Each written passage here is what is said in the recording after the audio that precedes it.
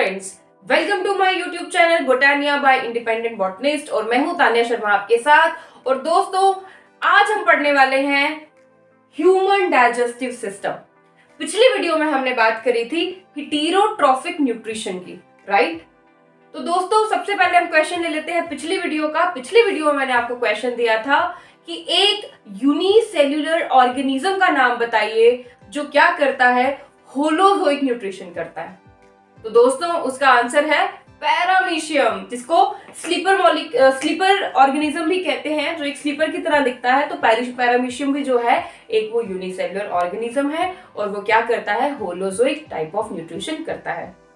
ठीक है दोस्तों, आज का जो टॉपिक है वो है ह्यूमन डाइजेस्टिव सिस्टम।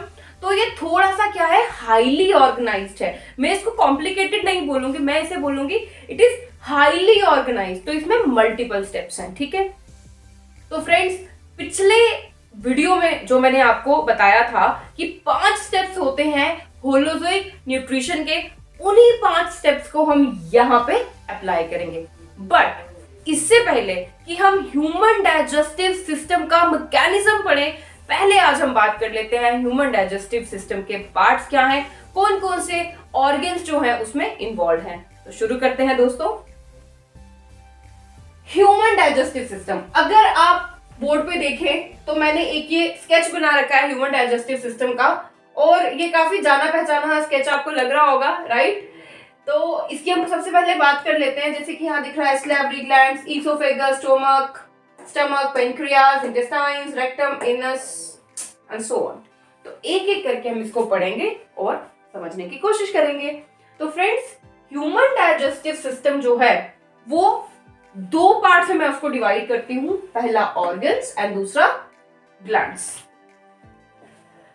ठीक है, अगर मैं सबसे पहले ऑर्गन्स की बात करूं तो सबसे पहला ऑर्गन जो इन्वॉल्व है इसमें वो क्या होता है, mouth. From here you engulf the food, यहां से खाना अंदर लेके जाते हैं, ठीक है। तो माउथ, और या फिर हम इसको कह सकते हैं बक्कल कैविटी।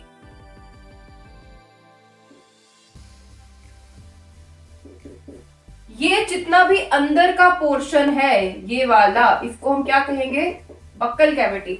बक्कल कैविटी में बेसिकली 2-3 चीजें आती हैं, आपका टीथ, टंग और आपके सैलिवरी ग्लैंड्स। इन तीनों चीजों को मिला के क्या बनती है, आपकी बक्कल कैविटी।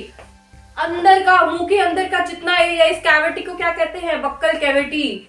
ठीक है, तो माउथ, उसके बाद आता है ईसोफेगस। ये जो आपको पतली सी पाइप लाइक स्ट्रक्चर दिख रहा है स्ट्रेट, जो माउथ को स्टमक से कनेक्ट कर रहा है, उसको हम क्या बोलते हैं, ईसोफेगस। ईसोफेगस, इसका दूसरा नाम क्या है, फूड पाइप।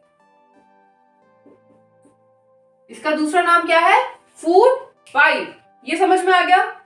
तो स्टूडेंट्स, नेक्स्ट जो इसके साथ मैंने लिखा है, it is written as epiglottis.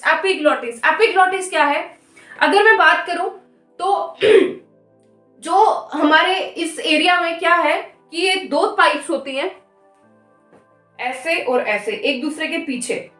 मैं इसको कैमरा के पास ला रही हूं, ऐसे इस तरह से अलाइन होती है हमारे नेक में। जो आगे वाली पाइप है इसको हम कहते हैं wind pipe. Okay, wind pipe, इसको हम पढ़ेंगे जब हम पढ़ेंगे रेस्पिरेटरी सिस्टम। और इसके बैक एंड में इसको अगर हम रिमूव कर दें तो जो पीछे बचती है ये क्या है, आपकी फूड पाइप, ईसोफेगस। ठीक है, तो अब दिक्कत क्या है, बक्कल कैविटी में, दोनों बक्कल कैविटी से ही स्टार्ट होती हैं, बक्कल कैविटी के फ्लोर से, नीचे से। अब क्या होता है, खाना जो है वो फूड पाइप में ही जाना चाहिए, लेकिन आगे कौन सी पाइप प्रेजेंट है, आपकी wind pipe, right? So what will happen, इसके ऊपर एक क्या होता है, फ्लैप लाइक स्ट्रक्चर होता है, एक फ्लैप लाइक स्ट्रक्चर है। ठीक है, बेसिकली ये ऐसे होता है। जैसे ही यहां से खाना आता है माउथ से, ये डाउन हो जाता है, और जब ये डाउन हो जाता है तो ये किसको कवर करता है, सिर्फ ये कवर करता है आपकी विंड पाइप को। ये ऐसे फ्लैप लीफ लाइक स्ट्रक्चर है, ये किसको कवर करता है, आपकी विंड पाइप को। और यहां से खाना स्लिप होके कहां जाता है, आपकी फूड पाइप में। ठीक है, तो इस फ्लैप लाइक स्ट्रक्चर को हम क्या कहते हैं फ्रेंड्स, इस फ्लैप लाइक स्ट्रक्चर को हम कहते हैं epiglottis. It prevents the entry of food in the windpipe.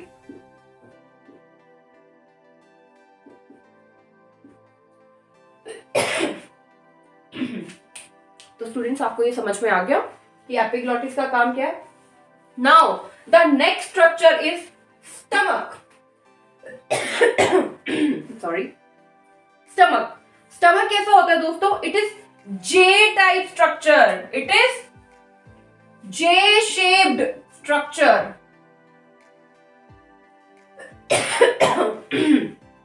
तो जितना भी खाना है वो माउथ से होता हुआ ईसोफेगस के थ्रू कहां जाएगा? आपके स्टमक में जाएगा. ठीक है. स्टमक किससे कनेक्ट करता है? उसके बाद स्टमक कनेक्ट करता है आपकी स्मॉल इंटेस्टाइन से, which is highly coiled. Okay, your small intestine which is highly coiled. और फिर उसके बाद स्मॉल इंटेस्टाइन किससे कनेक्ट करती है? आपके लार्ज इंटेस्टाइन से. ओके.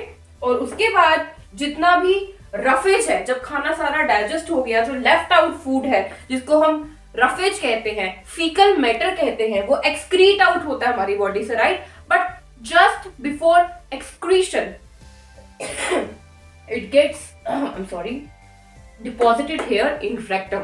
यहां वो वेट करता है और जब we feel that going in the washroom for excretion, so anus जो है तब काम करती है. जो रफेज है वो रेक्टम से कहां ट्रांसफर हो जाती है?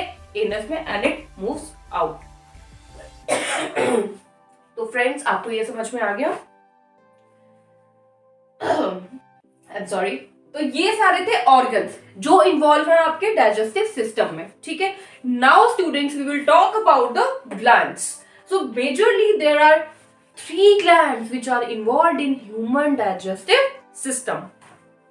सबसे पहले स्लैवरी ग्लैंड्स. सलाइवा कहाँ होता है? मुंह में. तो स्लैवरी ग्लैंड्स किससे एसोसिएटेड है? आपकी बक्कल कैविटी से. यहां देखो मैंने 3 स्लैवरी ग्लैंड्स बनाए हैं, राइट. तो ये वाला जो स्लैवरी ग्लैंड है ये कहाँ प्रेजेंट होता है? आपके कान के पास, इस जगह पर. ठीक है. और जो ये वाला स्लैवरी ग्लैंड है ये कहाँ प्रेजेंट होता है? आपकी टंग के नीचे.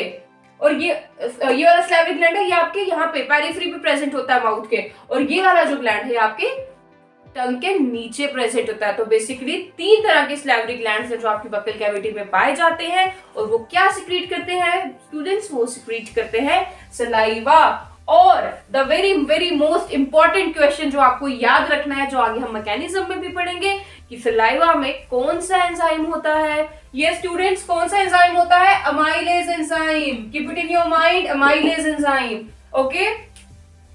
सो इसके बाद यहां से खाना आया, यहां गया, स्टमक में गया, उसके बाद गया इंटेस्टाइन में. इंटेस्टाइन में एक और जो आपका ग्लैंड है वो काम करता है. वो कौन सा है? लीवर. ये आपको इतना बड़ा ग्लैंड दिख रहा है ब्लैक कलर का, it is what? Liver. Liver का काम क्या है? बाइल जूस को सिक्रीट करना. ठीक है. और वो बाइल जूस पेट में सिक्रीट नहीं करता. वो बाइल जूस कहाँ सिक्रीट करता है? बाइल जूस वो सिक्रीट करता है सीधे आपकी इंटेस्टाइन में. ओके. तो बाइल जूस कौन से कलर का होता है? Yellow greenish in colour. It is yellow greenish in colour. Okay. Now the third important gland is pancreas. Pancreas अगर हम बात करें तो पैनक्रियास एक लीफ लाइक होता है, ये देख सकते हो आप यहाँ पर. और ये स्टमक के नीचे प्रेजेंट होता है, बट बिहाइंड. लाइक अगर ये स्टमक है, ये अगर आपका स्टमक है इसके पीछे प्रेजेंट होगा, नीचे लेकिन बैक एंड पे, इस तरह से बैक एंड पे प्रेजेंट होगा. ये आपका स्टमक है, इसके नीचे से बैक एंड में प्रेजेंट होगा. सामने से ये नहीं दिखता है, ये बिल्कुल नीचे और पीछे वाली इसकी वॉल होती है जो स्टमक की बैक एंड वॉल, उसके साथ चिपका हुआ होता है. ठीक है. और इसका काम क्या है? पैनक्रियाटिक जूस रिलीज करना. पैनक्रियाटिक जूस में 3 चीजें प्रेजेंट होती हैं. आपकी अमाइलेज एंजाइम, आपकी ट्रिप्सिन एंजाइम और लाइपेज एंजाइम. तो ये आपको याद रखना है क्योंकि जब हम मैकेनिज्म पढ़ेंगे तो हम इन तीनों का फंक्शन वहां एक एक करके पढ़ेंगे. So pancreatic juice contains 3 enzymes, amylase, trypsin and lipase. So friends ये चीजें आपको बस याद रखनी है. ऑर्गन्स में ये सब प्रेजेंट है और ग्लैंड्स में ये 3 मेजर ग्लैंड्स जो है वो प्रेजेंट है. Now the largest gland of human body. Noted down, ये क्वेश्चन रहेगा आज का. What is the largest, which one is the largest gland of the human body? ठीक है. तो दोस्तों ये 3 टर्म्स है जो हमें और समझनी है। अपेंडिक्स, यहाँ पे आप देख सकते हैं फ्रेंड्स, स्मॉल लार्ज इंटेस्टाइन के साथ एक छोटा सा आपको स्ट्रक्चर दिख रहा है, इसको क्या कहते हैं? अपेंडिक्स। वैसे तो अपेंडिक्स एक क्या है? रूडिमेंट नॉन फंक्शनल ऑर्गन है, ठीक है। It is not at all और not involve in digestion, but अगर कई बार खाना इसमें चला जाए तो बहुत ज्यादा पेन होती है, it is very painful and we need to remove it by surgery. We call it as appendicitis, अगर इसकी पेन हो जाए, ठीक है, अपेंडिक्स की। उसके बाद next is peristaltic movement. It is very very important question, very important term. What is peristaltic movement? देखो फ्रेंड्स, ये सपोज कीजिए ये है ईसोफेगस, ये है ईसोफेगस। अब इसमें खाना कैसे जाता है? जैसे आपके पूरे मुंह में खाना सलाइवा से मिक्स हो गया, छोटे छोटे बॉल्स बन जाते हैं जिनको हम बोलस कहते हैं, वो यहाँ गया अंदर आपकी फूड पाइप में। यहाँ से जो फूड पाइप की वॉल की मसल्स है वो कंट्रैक्ट करती हैं। जैसे ही कंट्रैक्ट करेंगे तो सारा खाना कहाँ हो जाएगा? स्क्वीज आउट नीचे की तरफ। और यहाँ से उसने किया कंट्रैक्ट, यहाँ से किया एक्सपैंड, सारा खाना यहाँ इकट्ठा हो गया। फिर इसने वापस से किया कंट्रैक्ट और नीचे से कर दिया एक्सपैंड। तो ये जो कंट्रैक्शन एक्सपेंशन होती है, इस तरह की मूवमेंट को हम क्या कहते हैं? Peristaltic movement. And the food moves in the whole digestive system through the peristaltic movement, through muscular contractions and expansions. Okay, now next is your sphincters. Sphincters का मतलब क्या है? ये मसल्स ही होती हैं, बट ये क्या करती हैं? They check the movement of food. ये एक तरह से मसल है और ये ऐसे हो जाएगी, बिल्कुल टाइट हो जाएगी, वहां से बिल्कुल ज्यादा कंट्रैक्ट हो जाएगी। तो क्या है? Passage of food, passage of material रुक जाएगा। तो they work as a check post, ठीक है। तो इसको हम क्या कहते हैं? स्फिंक्टर। जैसे कि स्फिंक्टर्स कहाँ होते हैं? अगर मैं एनस की बात करूं, यहाँ पे भी एक स्फिंक्टर होता है जिसको हम कहते हैं एनल स्फिंक्टर।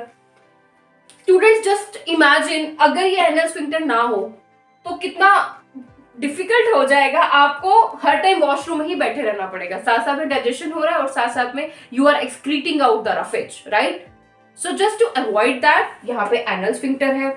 लाइकवाइज यहाँ पे स्टमक के पास यहाँ भी स्फिंक्टर होती है, क्योंकि जब यहाँ से खाना आता है 3-4 घंटे तक खाना यहीं पड़ा रहता है। वो हम आगे पढ़ेंगे मैकेनिज्म में कि उस 3-4 घंटे में क्या होता है। तो धीरे धीरे वो खाना यहाँ पे रिलीज होता है स्मॉल इंटेस्टाइन में, ये उसका चेक है। एक स्फिंक्टर यहाँ भी होती है ताकि खाना वापस ऊपर ईसोफेगस में ना जाए। तो this is the function of sphincters. Now इस पूरे को हम क्या कहते हैं? From mouth to anus, we call this pathway as alimentary canal. Alimentary canal। और इसकी टोटल लेंथ ऑलमोस्ट कितनी होती है? 9 मीटर। ज्यादा भी हो सकती है, बट एक जनरल जो स्टैंडर्ड साइज है इसका कितना है? लेंथ है 9 मीटर। और एक और सवाल, the longest part, the longest organ of alimentary canal, it is small intestine, approximately 6 meters. Okay? अब इसको small intestine और large intestine क्यों कहा गया, जबकि small intestine की लेंथ तो ज्यादा है? It depends on their diameter। जैसे कि ये large intestine है, इसका diameter ज्यादा है, बट ये small intestine है, इसका diameter कम है। तो इसी बेसिस पे ये पतली होती है, ये मोटी होती है। इसी बेसिस पे हम उसको क्या कहते हैं? Small intestine and large intestine. So this was about the introduction of human digestive system, in which we just read about the organs that are involved and the glands that are involved. In our next lecture, we will study about the mechanism of human digestive system. Till then, stay tuned, stay safe. Thank you so much.